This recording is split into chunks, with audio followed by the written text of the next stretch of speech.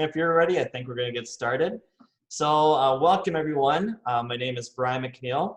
I'd like to welcome you to our Weed ID Wednesday, kind of our agronomy series that we're doing. Last week we started with our Topsoil Tuesday, and today's our Weed ID Wednesday. So welcome and thank you for joining us on at least here on this sunny afternoon. Again, my name is Brian McNeil. I'm a regional extension educator, and I work with the 4-H Youth Development Program, and I'm a member of the 4-H agronomy team. And here in 4-H, we empower youth with skills to lead for a lifetime through research-based, fun, hands-on activities like science, health, agriculture, and civic engagement, and all with the support of a caring adult mentor.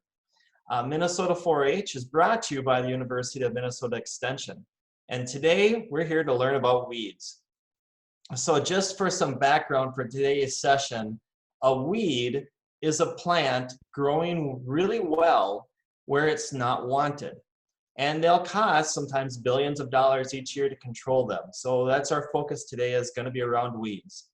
And just to let everyone know, we are recording this today, and we'll be posting this after our time is done, and so it can be shared with others. So if people you know weren't able to be on today, they can watch the recording later. Before we get into our activities today, there's a couple people I want to introduce. First, we have a new program that we've started this year in 4-H called the Minnesota 4-H Agriculture Ambassadors. And I've invited Courtney to be on the Zoom meeting with us on today. So if Courtney's on, she can unmute and put her video on and give us a little welcome. So Courtney, if you're on. Hi, so as you said, my name is Courtney Stonick. I'm from the Dandelion 4-H Club in Anoka County, and I'm in 11th grade this year. Through 4-H, I mainly show dairy goats, poultry, and horses, but I'm starting to do new project areas like sheep and beef cattle. And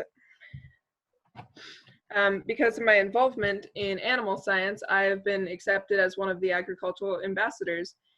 So the agricultural ambassadors' goal is to expand 4-H agriculture by advertising and representing 4-H to the general public and during special events. We hope to improve public relations with sponsors, media contacts, the general public, and others to spread interest in 4-H and agriculture. Ambassadors also get to improve skills like leadership, public presentation, community service, public relations, and team building. I hope to encourage others to support and join 4-H so they can learn about animal science and agronomy through courses like this. Thank you, Courtney. I appreciate your time. That was a great welcome. She's one of 11 new state 4-H agriculture ambassadors. So thank you, Courtney, for taking your time today to be with us and providing a welcome. I have another guest that I'd like to also invite to unmute and share his video, is Jared Goplin. He's a University of Minnesota Extension educator in crops. And Jared also spends time with us on our agronomy team. So Jared, I'll give you a few minutes here to give a little welcome. Thanks, Brian, and welcome to all the 4-Hers here today. I'm excited to have you guys here to learn a little bit about weed ID and weed science. Like Brian said, I am an extension educator, which basically means that I spend my days working with farmers and crop consultants, helping them identify weeds out in the field and make other management decisions that farmers are doing, in real life. So that's what my job entails on a day-to-day basis, and I'm also excited to help out with this program because I, just like you, once upon a time was involved in 4-H, was involved in lots of 4-H projects, and I found that to be a very impactful experience, and I wanted there to be more opportunities in some of the things that I enjoy doing, so things like weed ID and agronomy. So I'm happy to be here today, and I'm happy that you all joined us today. Hopefully you're able to learn something. Thanks, Brian. Yep, thank you, Jared. Appreciate you on. And as you see some of our weeds here, if you've got questions, I may be pulling in Jared to bring in some expertise.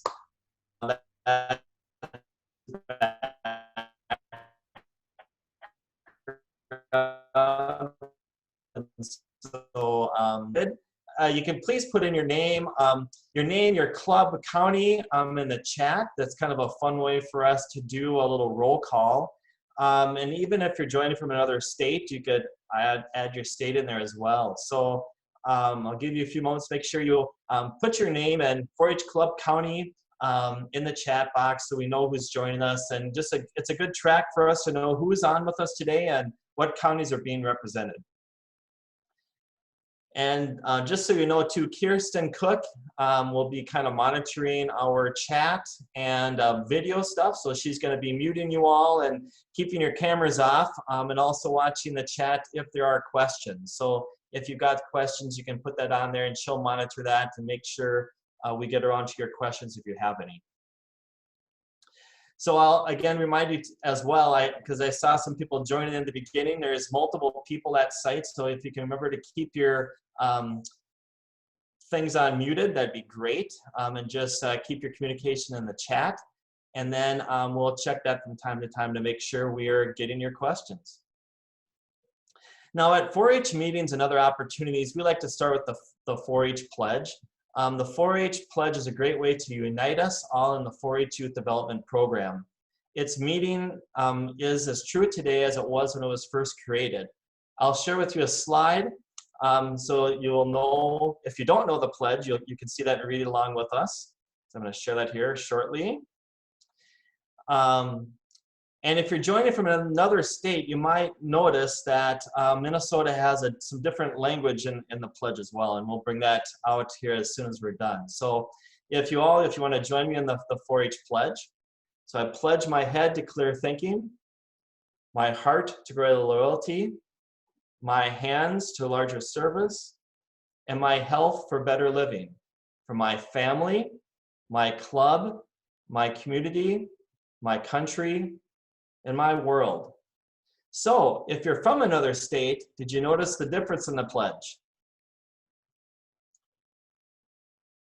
And if not, or even if you're from Minnesota, in Minnesota, we've added for my family in the pledge before club, indicating we're also pledging ourselves to our family and really acknowledging our family as an important piece to society. So that's what Minnesota did a few years back, and that's kind of the difference that our state has in the 4-H pledge. So to go forward here on our Weed ID Wednesday, I'm going to share with you a couple of fun facts. I know even growing up, we were always told that weeds were bad things. We needed to get them out of our fields and get them out of our flower beds or our gardens because they were damaging our fruits or our crops. But weeds can also be a benefit. And so I'll show you a fun fact here. So during World War II, milkweed fluff, as you see in the first picture there, was used to stuff life jackets. It's about 6 times more buoyant than cork. So when you think about a milkweed, what else are milkweed plants good for? And Kirsten, I might have you see if there's any answers in the chats.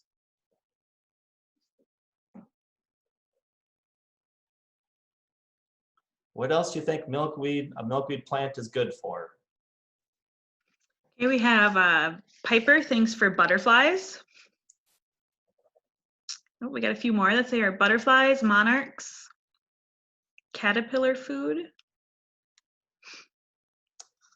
Yes, so thanks, Kirsten. So yes, really those milkweed plants are good for our butterflies and for other insects. So again, as we think about weeds, we may think they're harmful or we want to get rid of them, but they may have a benefit to something else. So we have to kind of remember that as we go forward. And then I'm going to give you another little fun fact here, and it relates to the second picture on my slide. This is a Palmer amaranth weed or pigweed. And so first of all, if you don't know what this kind of weed is, it grows 1 to 3 inches a day. Now think about yourself, you grow over at night, you grow over a year, but this weed will grow 1 to 3 inches a day. And with that growing, it's taking out all sorts of water and nutrients out of the soil that were there for other plants, and this weed is taking all this in.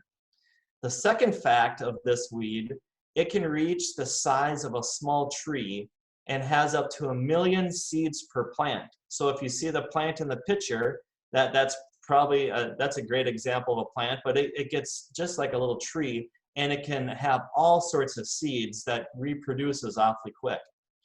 And the other, another fact about this weed, it's become resistant to Roundup or several other herbicides. So this weed has become one of those that it's getting harder to kill with chemicals. So again, just some fun facts about some weeds. Before we get going on to our next little piece, I want you to take a moment. If you've got a window by you, or if you're by a door that has a window, look outside real quick and see if you see anything interesting growing in your yard or your garden besides grass at this point. So take a few minutes and look out that window. And then if you see something, you can throw it in the chat, and I'll ask Kirsten again to bring forward any answers that are put in the chat. We're seeing clovers, dandelions, thistle, red clover, trees, grass, long grass, ooh, tiger lilies, grass, sumac, perennials and moss, some flowers, mustard. Wow, mustard. Tulips, creeping Charlie. That's growing outside my window too. Leaves are budding, catnip, cattails.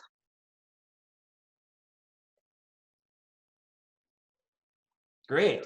Well, thank you. Thanks for putting all those answers in the chat. And I too, as I look out my window, and especially the side that the sun really hits the side of our house, and it's really warming up the ground and the soil by our house. Yes, we have dandelions popping up through our mulch. So it is that time of season where we start to see weeds even popping up in our grass as the grass is turning green. As I look out my window too, my neighbor, they got a lot of moss, and I saw that, I heard that response as well. So lots of things are starting to grow, especially if we get some sun and some moisture now, kind of that springtime feel. But those weeds as well start to kind of kick into gear and get going. So thanks for sharing what you're seeing out your windows. Okay, so to give you a little content here before we get into our activity, why do you think we remove weeds? Well, we want to prevent them from spreading before they start to form seeds, and to give plants space, food, and water that they need to really grow. Weeds also take up a lot of nutrients, light, space, and moisture, which what the plants we plant really need to be productive. Weeds also compete for sun and will sometimes overshade the plants that we've got growing. So when I talked about earlier before about that weed being a plant, but not where we want it to be, that's kind of what happens, is that they're starting to take over in a garden or in a field, or even in our yard. They're shading out areas and killing the plants that we want to grow. So with that little background, we're going to get into our activity. So I put up a new slide here, and if you have an extra iPad with you today, or an iPhone, or something that you can get to the internet with, you can click into this www.kahoot.it. If you don't have that, don't worry. Just grab a piece of paper, something to write with, a pencil or a pen, and you can use that to keep score as we go through this little activity. So you can log in.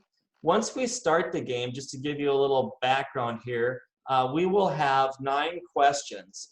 Each question will have 4 different responses, and there's a response out of the 4 that's I don't know. So it'll give you choices of what the weed is, and then you can say you didn't know.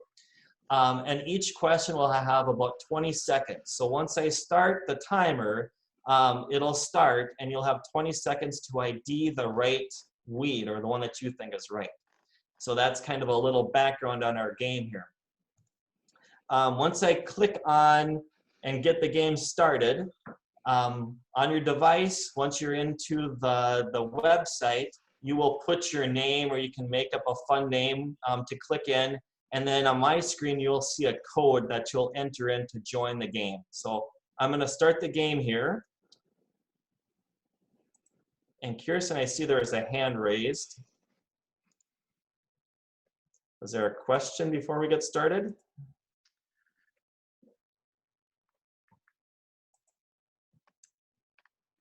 I don't see a question in the chat. Okay.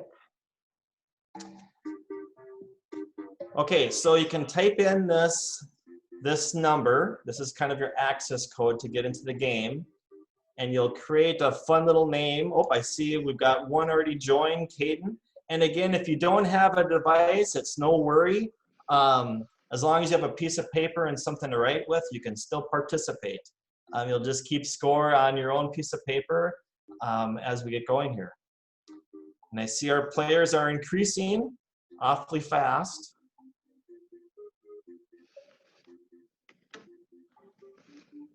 And if you have to, you can share your device with, if there's a group of you playing together, you can share one device and it can be a group think. So don't worry, you don't each need a device to participate.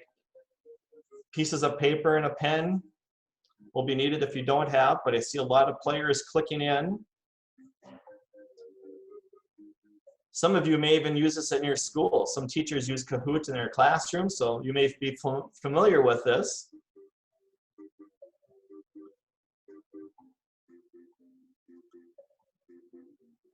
And I see we have 67, those 67. I'll give it another few seconds for people to join, or if you've got your piece of paper and your pencil and pen or a crayon ready to go.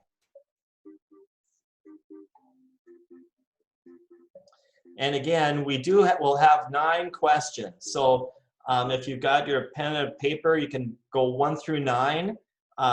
Your choices will be A, B, C, and D. And D will always be I do not know. And that's, again, an appropriate choice. You can select that. I see we're at 68 players. I'm going to give it 30 more seconds, and we're going to get started here.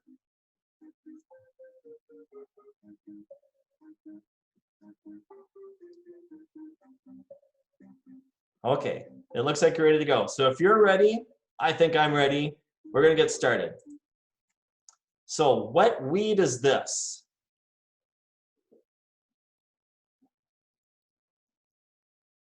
Here comes our first one.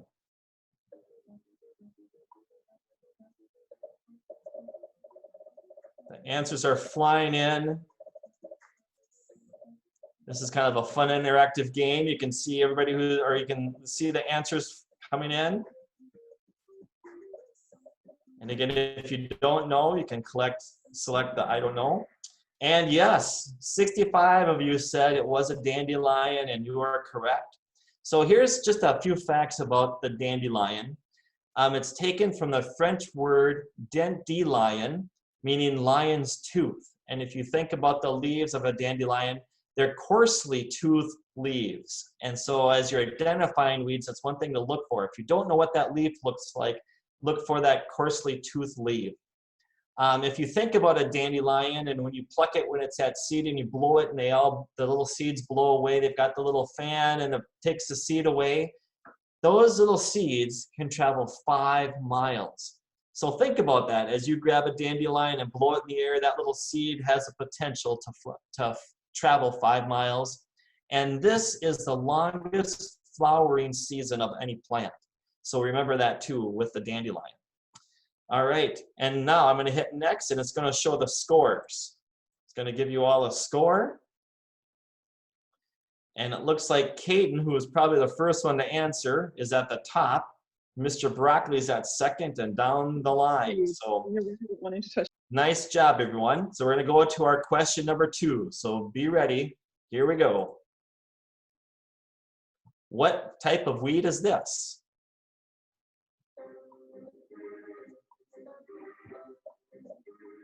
You may have to look kind of closely at the picture. Answers are flying in.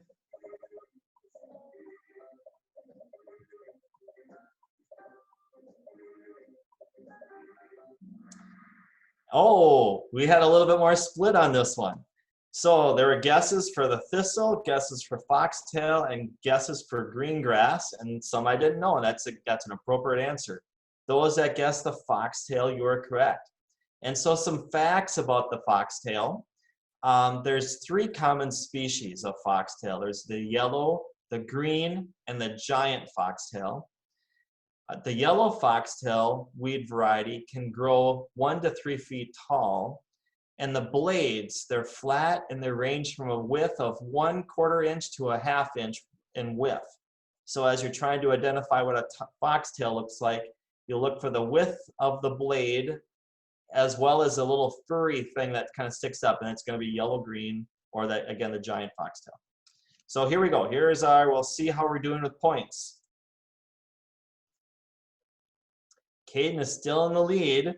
Mr. Broccoli went down a few notches. And again, if you're scoring at home on your piece of paper, put the right answer and give yourself 10 points if you got the right answer.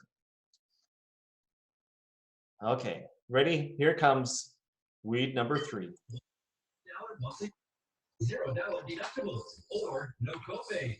Just call the toll-free number on your screen now to see if you qualify for additional benefits. There are obligations to enroll.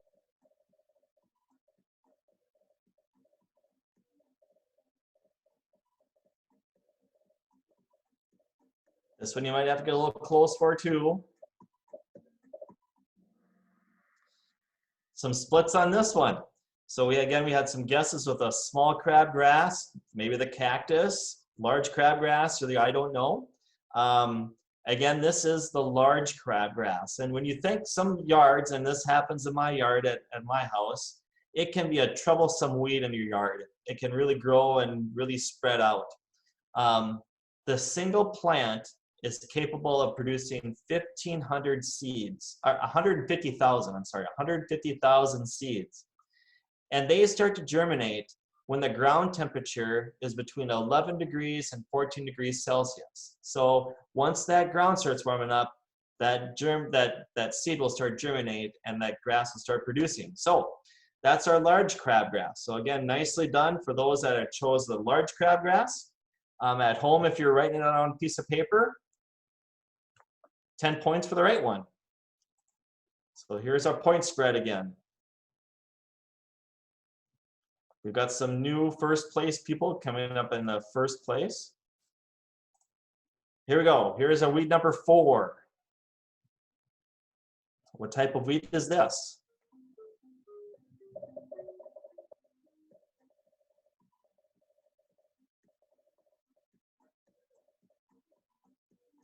Answer's a little faster on this one.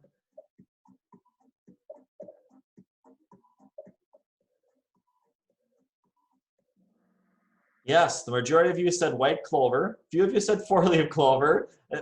It could have been. I didn't look that close at the picture, but this one is the white clover. And so when you think about some facts around the white clover, it grows best in cool, moist weather. So when you think about it being cool and kind of a wet season, you may see more white clover grow. They spread by stolons or runners. That's how they kind of move or spread around. And again, as you look at that picture, they're identified by the round leaf. So even if the flower wasn't present, if you look for those round leaves, that's going to be pretty close to your white clover. So nicely done to those of you who guessed that. And here's our point scores. We got weeds now taking first place. We've had a lot of people, our first place changing here.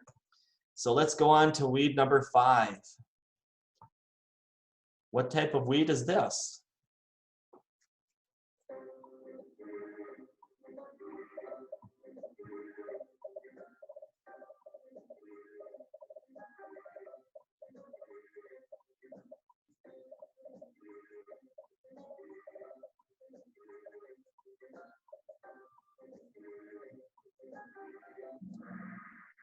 Okay, we got a majority of you that said it was a wild cucumber. Some people said a tame cucumber. Some people said tree moss. And then again, a couple people said, I don't know. And those of you that said wild cucumber, you are correct. And so if you've noticed this type of weed, this weed can grow up to 25 feet long. And my parents actually have this on their farm site, and you can see it in the trees and the evergreens. It's kind of a viney type weed and it really grows into this 25 feet long. If you get up close and look at the leaves to identify it, it's got the 5 triangular lobes. and it's almost similar to a maple leaf. So if you think about trying to identify this one, look for that leaf that almost resembles that maple leaf. And then the vine, it does damage to the shrubs or the trees that it's growing on. It actually blocks the sun out and will stop the growth or start to kill that plant that they're growing on. So that's the harm that these wild cucumbers do to plants. So let's check our point scores here. Alva now is up on top with weeds to a close second. And here we come with our next weed. This is our 6th weed.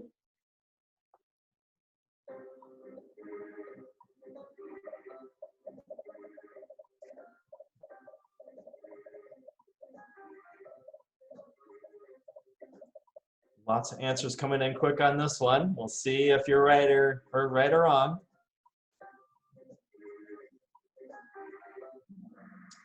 Yes, many of you guessed the Palmer amaranth, and that's correct. That's what that weed was.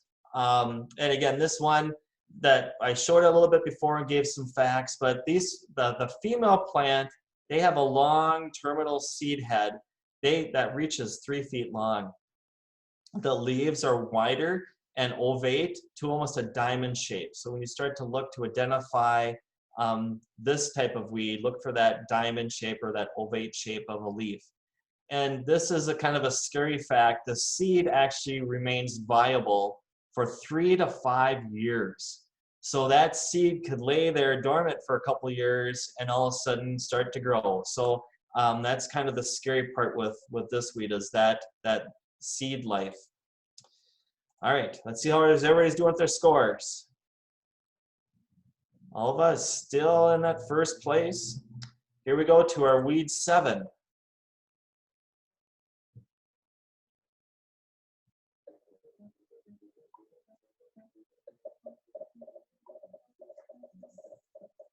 Some of you may see this weed if you're on a farm or if you decide to explore the woods. It attaches pretty easily to us or to our pets. Yes, the common cockapoo, those little sticky things. So that's what this is what the common cockapoo is, and a few facts about that. It can reach 20 to 40 inches in height. So one of these weeds that really can grow tall. Its leaves alternate with one another along the stem. They're lobed, triangular, and they're coarsely toothed. So you'll have to kind of watch for that if trying to identify this weed. And they bloom from July to October. Okay, let's see how our scores are doing. And if you're at home, make sure you're keeping scores on your paper.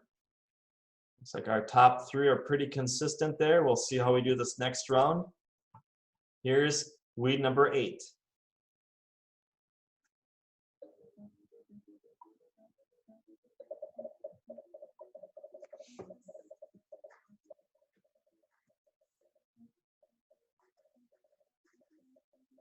This one you might have to get a little closer to this picture. It was kind of taking a little distance on it.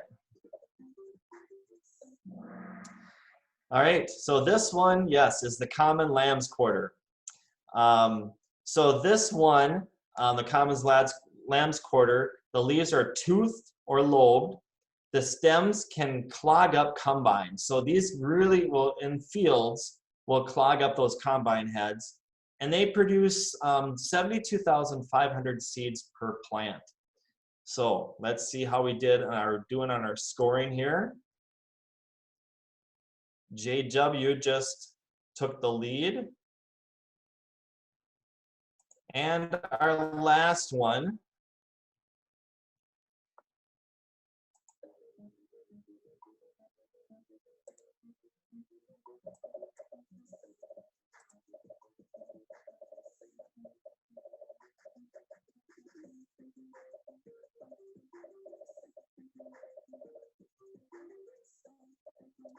again, you may have to look a little closer at that picture. All right, a little more spread on this one. I'm glad our last weed had a little bit more spread. So this is the Russian thistle, as it shows there. They disperse 250,000 seeds per plant. Their seeds germinate in the spring, and their roots is a tap root, and it can grow 3 feet or more. So they have a long, long tap root in these Russian thistles. So let's see how you all did. Soybean got 3rd place. Libby got 2nd. And JW is our 1st place winner. So congratulations to JW. And if you're scoring at home, you can put your score in the chat, and Kirsten can kind of watch that and see what your scores were if you didn't have an extra device. So we give you a few seconds to throw your answers in if you would like. And congratulations, JW. I'm going to give you a high five, a virtual high five for a job well done. Way to go out there. I don't know what I got. If you can hear me. Can you hear me? Hello?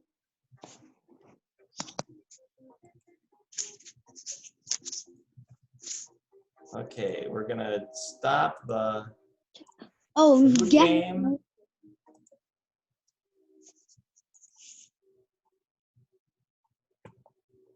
So I'll just take a few minutes. If you had any questions on any of those weeds, and maybe Jared, you can unmute if you want to. You can put your question in the chat. We can probably take a couple questions if you had any questions on any of the 9 weeds we talked about today. Throw that quickly in the chat, and Kirsten can bring those forward if there are any. Jared, we had a question earlier about the Palmer amaranth, and how can it grow so fast? Yeah, that's a good question. It is a really quick growing weed, and one of the reasons for that, I guess there's a few, it's just the way the weed is, but it's natively to the desert Southwest, so a place where it's really warm, and it's really adapted to grow really fast when it's warm. So if it's cooler, a little bit cooler temperatures like it is right now, it doesn't grow quite as fast, but if you give it really hot weather, into 80 and 90 degrees, it'll grow up to that 3 inches per day. So it really likes that hot weather is where it can really grow fast. Good question. Yeah, thank you, Jared. Any other questions there, Kirsten, in the chat? What is the best way to get rid of wild cucumber? Boy, that's one I don't think I'm even qualified to answer. That's a good question. I do know that wild cucumber is one of those that I guess it kind of depends on who you are if you consider it a weed or not. But some years, like last year, it does really, really well. So it's very sensitive to the weather conditions. Some years you won't see it, and other years it'll do very well. So a lot of times you really don't need to control it necessarily, but sometimes, like last year, it gets, or was it 2 years ago, it gets to be really bad. Sometimes you do need to control it to protect some of your trees that it might be growing on. Good question. I'm gonna have to get back to you on that one though. Okay, here's another tough one for you, Jared. How many types of weeds are there in Minnesota that affect fields and gardens? Lots. I guess it kind of comes back to Brian's definition when he talked about what a weed is. So really all a weed is it's a plant out of place. So a good example of that is corn, like volunteer corn. So if I'm a farmer and I plant soybeans out in the field, sometimes corn grows out in the field because it was grown out there the year before or a couple of years ago. And actually corn is probably one of the worst weeds that we deal with in soybeans. When we're growing corn, it's not a weed, but when we grow a different crop, we don't want it there. So it is considered a weed. So really it's all in the eye of the beholder. Same with dandelions and white clover, like we identified earlier. A lot of times they're not weeds. They can be good forage and pretty to look at, good for pollinators, but sometimes they're considered weeds. Okay. What is the size difference between large and small crabgrass? Boy, I don't know. Okay. It's fun to stump the expert. This is great. Not as hard as you might think, don't worry. Here's another one. What benefit to the environment would pigweed offer? Pigweed in terms of benefits? Well, there's, in terms of an agronomic reason, there's really not a lot of benefits, but there is other closely related amaranth species that are actually grown for grain. So some of these do have close relatives that do have an agronomic purpose or can be used for food production. But in terms of a weed, they're really not necessarily, they don't have a benefit other than potentially erosion control and those types of things where you might have bare soil, it'll erode the soil away, but a weed could help hold that soil in place a little bit better. Okay, so then we've got a question a couple times. I think they're referring to the wild cucumber. Is that the plant that causes blisters? I don't think so. No. Yeah. Is that referring to poison ivy or something like that, perhaps? I think there was a wild mustard that was going around last year too. What's a good resource to ID less common weeds? Do you have a good resource for us, Jared? Yes, that's a really good question. There's a lot of resources online, obviously some weed ID books. Probably my favorite tool that I use nowadays is an app on your phone, or it's a website as well called iNaturalist. So if you go into your app store, have a device, type in I and then Naturalist, it's kind of a little green bird. It's on the app store. Take a picture of the weeds and it'll give you a pretty good idea of what it might be. So it actually uses machine learning and it'll predict what it thinks it might be. So that's one. If you're bored and you want to go out and practice your ID skills, you can download that app and give it a try. All right, awesome. Maybe one more, Kirsten? Oh, jeepers, there's a lot of good ones left. Someone commented that it was wild parsnip that was causing the chemical burns last year. Here's one that popped up a couple times. Why are they called weeds? It's a good question. I guess I don't know where the root of the word comes from. But Why are you talking? But it does go back to that definition of a weed. You know, kind of those points on really a weed is just a plant out of place. It's a plant growing where you don't want it to be growing. All right, we'll do one more quick. What is the difference between foxtail and cattail? Between cattails and foxtails, it's just like a difference between grass and a tree. Different species, different growth habits and everything as well. So just a different plant. They might look similar. They kind of look like that grass look, but they are. A lot of good questions. Yes. What's your name? Yeah, thanks for all the questions, and Kirsten, thanks for watching the chat. So I'm just gonna remind you of a few things. This year, we've added a new area to our county fair premium book. So as you get your premium book this spring, look for the category for weeds and pests. And so after today, you could learn some more about weeds and create an exhibit to bring to the county fair. And so one of these exhibits might be a book or display of pressed leaves that you've collected and properly ID'd them. You could take pictures of different growth stages of certain types of weeds and put them on a display. You can maybe look at the effects of chemicals or the treatments to the elimination of certain weeds. Or you could even look at the beneficial facts of weeds and share them, just like I did with the other kinds of weeds in the beginning. So think of some different ways or some new ways you can learn about weeds and bring them to your county fair as an exhibit, and they will also be eligible to go to the Minnesota State Fair. So look for that. We're going to have a poll open here shortly, so you can give us some feedback, so don't click out before you take our poll. I do want to talk about our next upcoming agronomy presentation. It's Farming Friday, April 17th at 2 o'clock. So hopefully you can join us for Farming Friday. Let me open the poll here. And our Kirsten, can you grab that, or should I open it up? There we go. It should be launching. So if you want to take our poll there for us, please, before you leave. So thank you for joining. You can again share kind of what you've learned today in our poll. Parents, if you've enjoyed today's activities, you can always look for the 4-H news and updates on our website or the Clover updates we produce. If you're new to 4-H, you can always join, and we'll share a link here shortly of where you can join 4-H. But we're excited that you are here, and hopefully that you will attend our next Zoom meeting around Farming Friday. So after you fill out the polls, you're free to go, and thanks for coming today.